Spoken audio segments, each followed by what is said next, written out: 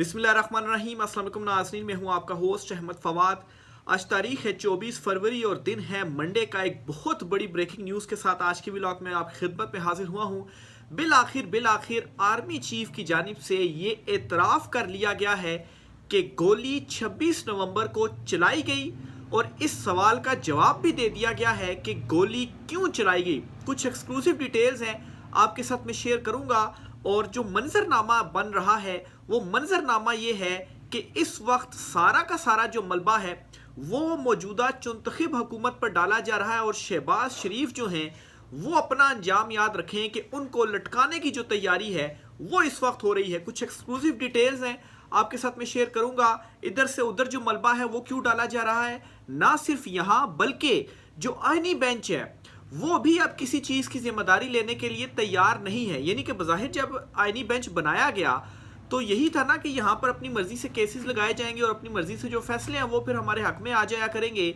लेकिन military court का जो केस चल रहा है इस वक्त सुप्रीम कोर्ट ऑफ पाकिस्तान में, आईनी बेंच के सरबराह की जानिब से आज ये कह दिया गया है कि सारा मलबा हमारे ऊपर डालने की जो कोशिश है वो की जा रही है, हमारे ऊपर डाला जा रहा है। यानी कि वो भी चीज़ों का जो भार है वो उठाने के लिए तैयार नहीं है। ये अचानक से मंजरनामा कैसे तब्दील हो गया, अचानक से ये एक दूसरे के ऊपर चीज़ें क्यों डालने लग पड़े हैं, ऐसा आखिर क्या हो गया है एक ही दिन के अंदर। कुछ एक्सक्लूसिव डिटेल्स हैं, ये सारी की सारी तफसीलात आपके साथ में शेयर करूंगा।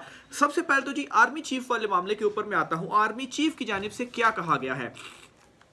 अली अमीन गंडापुर साहब हैं, वो आज पार्लियामेंट में आए और उनसे मुलाकात का अहवाल पूछा गया जो उनकी आर्मी चीफ आसिम मुनीर साहब के साथ हुई। और इसमें एक जो सवाल है वो उनसे पूछा गया और सवाल ये पूछा गया जी कि पाकिस्तान तहरीक इंसाफ और अवाम सवाल बार बार ये कर रहे हैं आपसे कि गोली क्यों चलाई गई और गोली किसने चलाई, और आपकी आर्मी चीफ साहब से मुलाकात हुई है तो क्या आपने उनसे भी ये जो सवाल है वो किया है। तो इसके जवाब में अली अमीन गंडापुर ने कहा है कि बिल्कुल उन्होंने आर्मी चीफ से ये सवाल किया है और बार बार वो ये जो सवाल है वो उनकी जानिब से किया गया। अब इस सवाल पर आर्मी चीफ की जानिब से जो जवाब है वो क्या दिया गया, ये बड़ा गौर तलब है, बड़ा गौर से आपने उनका जो जवाब है वो सुनना है जी। आर्मी चीफ ये बकौल अली अमीन गंडापुर, क्योंकि वो उनका जो शॉट है या उनकी जो वीडियो है, वीडियो क्लिप कोई 30 सेकंड की, वो भी इस वक्त सोशल मीडिया पर वायरल हो रही है, ट्विटर पर भी मौजूद है। वहां से अगर आप वीडियो क्लिप तस्दीक के लिए सुनना चाहें तो वो भी आप सुन सकते हैं। बहरहाल जी जवाब उनको आगे से ये मिला कि जो भी हुआ वो आर्टिकल 245 के तहत हुआ और हमें 245 के तहत बुलाया गया। और किसने बुलाया, वो वफाकी हुकूमत की जानिब से बुलाया गया और उसके हमें बुलाए जाने के बाद ये जो सारा मामला है वो हुआ। और फिर उसके बाद ये कहा कि हमने नहीं किया, जो कुछ भी हुआ वो वफाकी हुकूमत का ऑर्डर था और उनके ऑर्डर के ऊपर जो इम्प्लीमेंट है वो हमारी जानिब से किया गया। तो ये जी आर्मी चीफ साहब की जानिब से जवाब दिया गया अली अमीन गंडापुर को। और ये वीडियो क्लिप जो है वो 30 सेकंड का उनका इस वक्त बहुत वायरल हो रहा है कि यही तो सवाल था जो पूछा जा रहा था कि गोली क्यों चलाई और गोली किसने जो है वो चलाई। पहले तो ये मान ही नहीं रहे थे ना कि कोई जो गोली है वो चली, यही कह रहे थे ना कि गोली ही नहीं चली, कोई जो लाशें हैं वो नहीं गिरी। फिर पाकिस्तान तहरीक इंसाफ ने कोई 12 जो है वो लाशें बाकायदा तौर पर सबूतों के साथ जो है वो शेयर कर दी। फिर अस्पतालों का डेटा कहाँ पर गया, फिर मीडिया रिपोर्ट्स जो हैं वो सामने आ गई। उस वक्त भी चीज़ें जो है वो नहीं मानी जा रही थी। अब इसके अंदर एक बात का एतराफ़ है कि गोली चलाई गई और गोली जो है वो वफाकी हुकूमत के कहने के ऊपर चलाई गई। ये एक बहुत बड़ा एतराफ़ है जी जो कि आज की इस वीडियो में हुआ है। अब नाजरीन मुद्दा यहाँ पर सारे का सारा ये है कि इस बयान के बाद सारा जो एक बोझ है वो किसके ऊपर डाल दिया गया, हुकूमत के ऊपर डाल दिया गया कि जो कुछ भी हुआ वो तो हुकूमत के ऑर्डर के ऊपर हुआ। और हम भी अगर आए और फौज भी अगर आई तो वो आर्टिकल 245 के तहत आई और उन्हें बुलाया गया। और उसने किसने बुलाया, वफाकी हुकूमत की जानिब से बुलाया गया। और फिर उसके बाद उनके जो ऑर्डर्स थे उसके ऊपर जो इम्प्लीमेंट है सिर्फ और सिर्फ वो हमने किया। अब अगर कल को कोई पूछता है या कोई मुकदमा होता है या जो है वो हमें इस मामले में घसीटा जाता है तो हम तो कह देंगे जी हमें तो ये वफाकी हुकूमत ने बुलाया। और वफाकी हुकूमत कौन थी, वो शहबाज शरीफ थी। तो शहबाज शरीफ ने जो है हमें बुलाया और उसके बाद ये जो ऑर्डर्स थे और जो सारा मामला है, जो सारी कहानी है वो उसके बाद हुई है। अब इसके अंदर सारे का सारा जो मलबा डाला गया शहबाज शरीफ के अंदर, क्या रीज़न इसमें समझ आती है। एक रीज़न तो ये जी कि 26 नवंबर के ऊपर जो आलमी दबाव आ रहा है उससे टैकल नहीं किया जा सकता। इमरान खान साहब जो है वो सरखरू हो रहे हैं और इमरान खान साहब ने जो आलमी सतह के ऊपर आवाज़ बुलंद की हुई है, इस आलमी दबाव को भरपूर कोशिशों के बावजूद दौरे किए गए, बहुत कुछ किया गया, लेकिन टैकल नहीं किया जा रहा। इवन के लंदन में जो है वो केसेस बन रहे हैं। अगर वहां से कुछ इस तरह के अहकामात आ जाते हैं या कोई इस तरह का केस बन जाता है तो एटलीस्ट खुद को हम ये सेव कर लेंगे कि भाई हमने तो कुछ भी नहीं किया, ये तो वफाकी हुकूमत के कहने के ऊपर किया है। और वफाकी हुकूमत जो है वो क्या कह रही है, शहबाज शरीफ बहुत पहले ये बयान दे चुके हैं जी कि सिपा सलार और जो हमारी एजेंसी है उनकी मुआवनत से ये जो सारी चीज़ें हैं वो हुई हैं। तो बहुत बुरे इस वक्त ये फंस चुके हैं। बहरहाल जी इमरान खान साहब ने वैसे ही शहबाज शरीफ को अर्दली नहीं कहा और शहबाज शरीफ जो है अगर इस मामले के अंदर आ जाते हैं तो ज़ाहिर सी बात है ये गोली जो है वो अगर चली है और फिर उसके बाद जो पीटीआई ने सबूत दिए हैं तो किस तरह से आप अपने शहरियों के ऊपर जो गोली है वो चला सकते हैं। तो शहबाज शरीफ के यहाँ पर लटकने की जो तैयारियाँ हैं वो ऐसा लग रहा है कि इस मामले में अगर जो है वो मामला खुलता है, इमरान खान साहब आते हैं तो शहबाज शरीफ तो कहीं नहीं गए, वो तो लाजमी फंसेंगे, वो तो लाजमी इस चीज़ में लटकेंगे कि भाई आपने बुलाया था। बाकी अगर वहाँ से कुछ हुआ उन्होंने तो अहकामात के मुताबिक किया, जो ऑर्डर्स आए और 245 आर्टिकल जो आइन का है उसका जो हवाला है वो दे दिया गया। अब इससे भी एक और बड़ी डेवलपमेंट आपको बताता हूँ, वो आइनी बेंच के हवाले से है। आइनी बेंच केस सुन रहा है मिलिट्री ट्रायल वाला। अच्छा, अब इसमें जी जो आइनी बेंच के सरबराह हैं जस्टिस अमीनुद्दीन खान साहब, उनके आज के केस के एक जो रिमार्क्स हैं वो मैं आपके सामने रखता हूं जी। इमरान खान साहब के वकील उज़ैर भंडारी साहब जो हैं वो दलाइल दे रहे हैं और कल भी उनके दलाइल कंटिन्यू रहेंगे, आज भी वो दलाइल देते रहे। फौजी अदालती केस, गोली क्यों गोलियां चला रहा, कोई गोलियां चला रहा हो तो दिफा के लिए किसी की इजाज़त नहीं लेनी पड़ती, ये इमरान खान साहब के वकील ने कहा। इस पर जी जस्टिस अमीनुद्दीन खान जो कि बेंच के सरबराह वो कहते हैं, पहले दिन से कह रहा हूं सब मिलकर मलबा हमारे गले डालेंगे, सब मिलकर मलबा हमारे गले डालेंगे।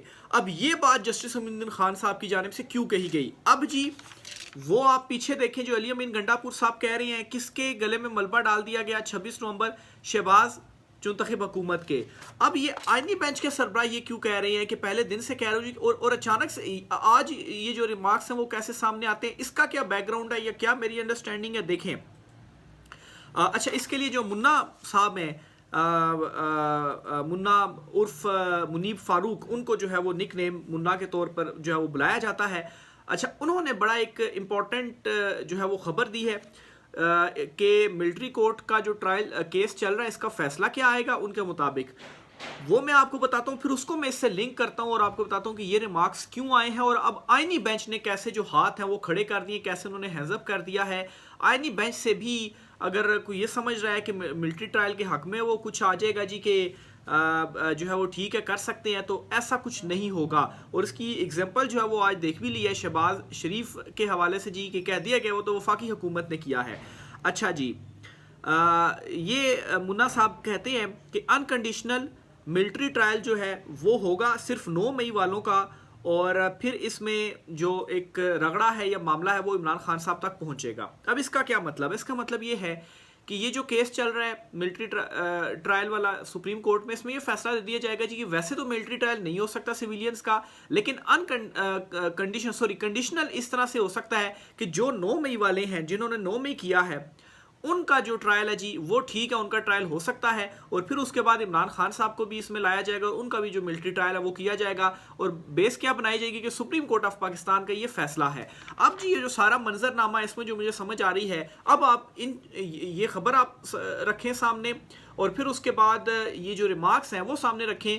तो इसमें क्या कहा जा रहा है जी कि अगर कोई इस तरह से कहा जाता है और ये फैसला आ जाता है जी कि 9 मई वालों का सिर्फ ट्रायल होगा, तो ऑलरेडी पूरी दुनिया जो आवाज़ उठा रही है और यूएन जो आया था वो तो कह चुका है जी कि हम आपके सिग्नेचर्स वगैरह हुए हुए मुआहदों के ऊपर आप तो मिलिट्री ट्रायल कर ही नहीं सकते। तो कल को वहाँ पर जाके ये कह दिया जाएगा जी सुप्रीम कोर्ट का आइनी बेंच मौजूद है, उस आइनी बेंच ने ये कहा है जी कि ये कंडीशन है और इस कंडीशन में आप जो ट्रायल है वो कर सकते हैं। हमने तो कोई जानबूझ के अपने आप से जो मुद्दा है वो हटा दिया जाएगा। अब अब ये चीज़ मैं क्यों कह रहा हूँ कि ये जो अली अमीन गंडापुर साहब ने जो आज बताया उनकी आर्मी चीफ के साथ मुलाकात का हवाला, अगर ये दुरुस्त है तो फिर यही कुछ एंगल्स हैं जी जो निकलते हैं, और जो कुछ मेरी अंडरस्टैंडिंग है वो आपके सामने मैंने रख दिया। और फिर उसके बाद इसी तनाजुर में आप देखें तो जस्टिस अमीनुद्दीन खान साहब जो कि सरबराह हैं आईनी बेंच के, वो ये बात कर रहे हैं। इस तनाजुर में देखें तो सारा जो मंजरनामा है वो आपको क्लियर हो जाएगा। तो ये अचानक से जो बड़ी तब्दीली है वो कैसे आई, वहां से भी मुद्दा उधर डाला जा रहा है, आईनी बेंच भी मुद्दा अब पीछे जो है वो हट रहा है, हैंड्स अप कर रहे हैं। ये सारा कुछ क्यों हो रहा है? ये सारा कुछ इसलिए हो रहा है क्योंकि एक तो ओवरऑल आलमी दबाव भी आ रहा है। इमरान खान डटा हुआ है, इमरान खान जो है वो इनको डील देने के लिए तैयार नहीं है। अभी भी जो मुलाकातें नहीं करवाई जा रही, प्रेशर डालने की कोशिश है, लेकिन इमरान खान साहब जो है वो डटे हुए हैं।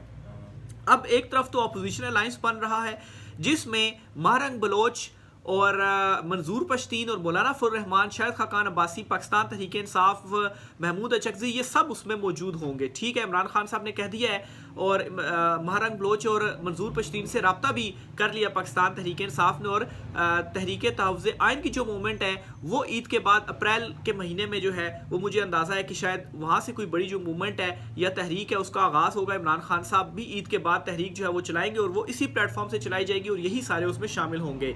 तो मंजूर पश्तीन, महरंग बलोच, मौलाना फजल रहमान, पीटीआई, ये सारे इकट्ठे होकर निकलते हैं।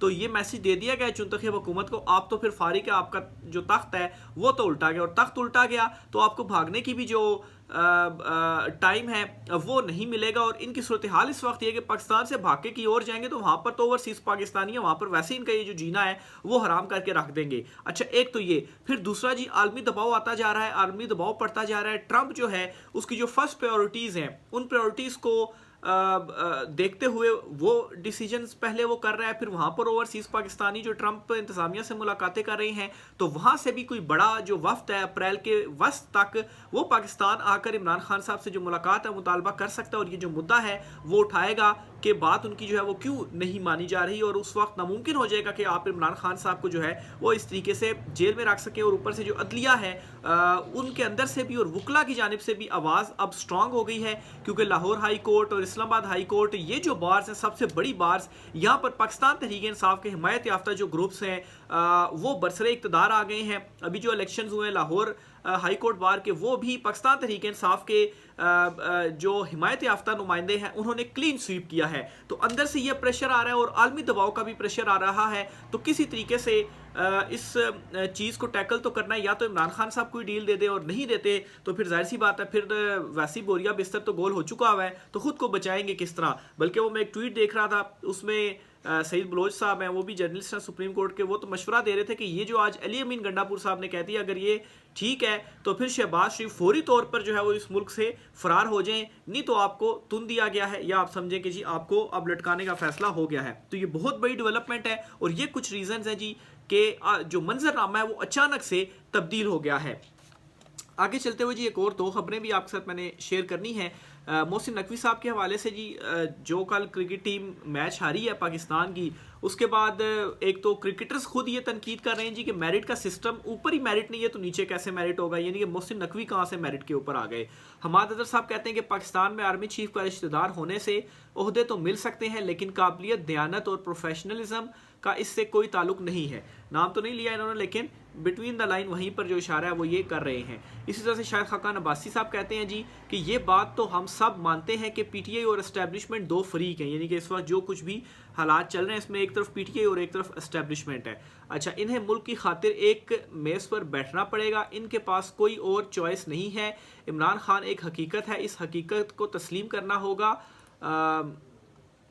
क्योंकि कौम इसके साथ खड़ी है, ये जी शाहिद खाकान अब्बासी साहब कहते हैं। फिर इसी तरह से जी अब्दुल्ला मलिक साहब हैं, इनका जो एक इंटरव्यू है वो शाकिर अवान साहब हैं, जर्नलिस्ट हैं, उनकी जानिब से किया गया। आप देखें जी, ये यहाँ पर एक बड़ा इंकशाफ कर रहे हैं।